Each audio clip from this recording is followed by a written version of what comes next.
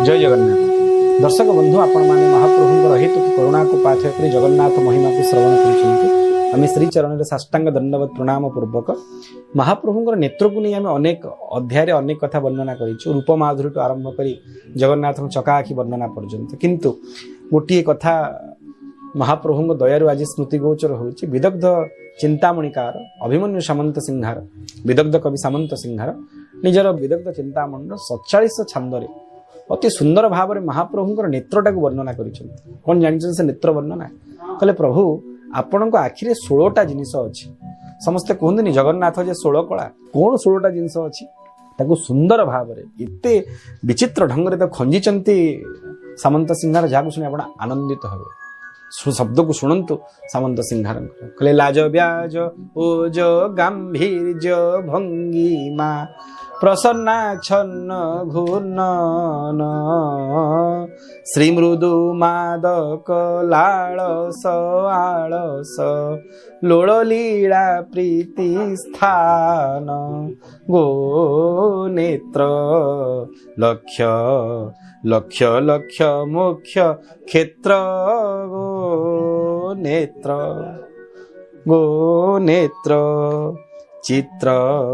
शतपत्र गोत्र मित्र गो नेत्र सुधा अनुराग कला पात्र गो नेत्र कौन 16टा जिनिस अछि हिसाब करंतु लाज आपण केतेबेले जाइथिबे महाप्रभु को दर्शन करिवा पई लागियो महाप्रभु नेत्र लाजई जाइछि कोनोसी गोटे कारणवशतः श्रीमुखरे लज्जा आसी जाइछि निजको लाजई करी महाप्रभु अवगुंठन होउचंती मुह देखि पारु नाहंती जेमिति नुहार रमणीटी लाज करे लागियो जगन्नाथ आपन को लाजईचंती नहे ब्याज काहा को क्यों भाव अनुभव होइथा ब्याज ब्याज माने बहाना लागियो आज महाप्रभु को आखिरे अनेक बहाना अछि बोधे गोटे कथा कहबा को चाहूचंती हेले आखि चाहूची ना ना से कथा नुहे भीतर आउ गोटे कथा अछि मुंड तुंडा आज गोटे नाही ब्याज मनरे से प्रकार बहाना सृष्टि होथियो महाप्रभु का आखिर नाउ ना ओज ओज माने गुरुता ओजनिया लागियो आज महाप्रभु को आखि भारी ओजनिया अछि को भक्तर कथा बोधे आज महाप्रभु को मगज को हेजी कि बोधे आज गाड़ी देकरी जाईची कहरे कालिया तो सिंह दुआरे नीति किया एडे पाटी काछ पर भांगी कलु की उछन्न तोचका आखि तराटी अबा बांका रस कहि कि जाईची जेते बेलो मुही डका पारिलिनी फका पड़न ताणी नाली बांका बोले चका नेत्र न जानो एडे डका तो बोधे गाड़ी देकरी जाईची सेति पई महाप्रभु बड़ ओजनिया है करी बसचंती आखिर से चांचल्य आउ नाही चंचलता नाही चपल भंगिमा नाही ना आउ कोन देखिले मिलिबो ना लाज ब्याज ओज गांभीर्य महाप्रभु बोधे कोनसी ब्रजर भाव रे गोप गोपींकर भाव रे एमिति भावित हेचंती जे नेत्र गंभीर हे जाईची नेत्रर से चंचलता आपण देखिबा को पाइबेनी आपण को अनुभव हो नाउ ना भंगिमा भंगिमा शब्द अर्थ ठाणी एमिति ठाणी रे आपण को चाहि देबे जे आपणकर छाती भितरे पसिकरी से नेत्र कटारी बाहरी जीव नुह थरुटी महाप्रभु जहा को कणी की चाहि दियंती गला तार सर्वस्व को अपहरण करिकि नै जीवे महाप्रभु भला तार जेउ नयन ठार सते अबा बांक छुर जेमिति बांक छुरीटा जेमिति बंका छुरी जेमिति पसियो गोटे पटे बाहरी जीवा आ गोटे पटे सेमिति महाप्रभु नेत्रर भंगिमा नेत्रर ठाणी थरुटी पसि जीव जहार हृदय देश रे ना सेपटे बाहरी जीव नाउ ना प्रसन्न लागिव आपण महाप्रभु दर्शन कले महाप्रभु नेत्राजी प्रसन्न होकर अछंती आनंद रे अछंती सुख रे अछंती आ निजे प्रसन्न अछंती आ प्रसन्नता को व्यक्त करूचंती नाउ ना आच्छन्न आच्छन्न लुचेई दवा लागिव किछि गोटे भाव भितरे अछि जोटा बाहर को आदौ परिप्रकाश होनी ब्याजरे लागिव जहा पूर्व आमे कहिथिलु गोटी भाव प्रकाश होउची गोटी भाग लुचुची किंतु आच्छन्न भाव रे लागिव महाप्रभुंकर नेत्र भितरे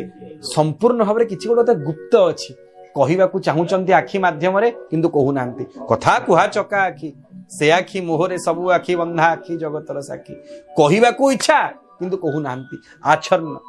नाउ ना घूर्णन प्रसन्न आच्छन्न घूर्णन घूर्णन आहा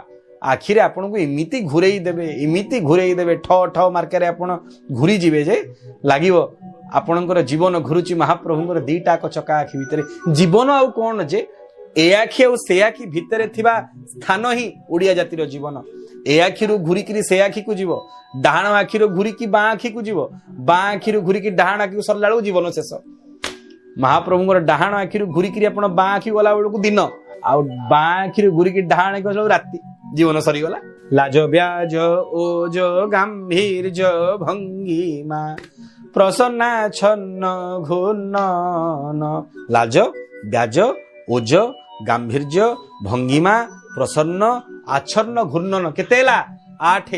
नाउ 8 ना श्रीमृदु मादक लाळस आळस प्रीतिलोल लीला स्थान। श्री महाप्रभु आखिरे महालक्ष्मी निवास, श्री ऐश्वर्य संपत्तिर निवास। आपण जेते विपत्ति रे जाई थांतु, जेतेबेले महाप्रभुंकर से नेत्र को देखिबे लागिव आपण संपद युक्त होइचंती। आखि होची ओडिया जातिर साक्षी, आ ओडिया जातिर जीवन रे एकमात्र रखी। आपण को अनुभव हे जीव मोर संपत्ति होची कालिया धन, जगन्नाथ थिला पर्यंत कालिया धन तो लागी जाऊ ए जीवन। श्री नाउ ना मृदु लागिव महाप्रभु आज भेरी मृदु रे अछंती, माने मृदु शब्दर अर्थ होची शिथिलता। आज महाप्रभु कोनोसी गोटे कारणवशतः नेत्र महाप्रभुर शिथिल हो जाइछि ना एकादश रे ना मादकता बोधे कोनोसी भक्तर भाव एमिति भावित होइचंती,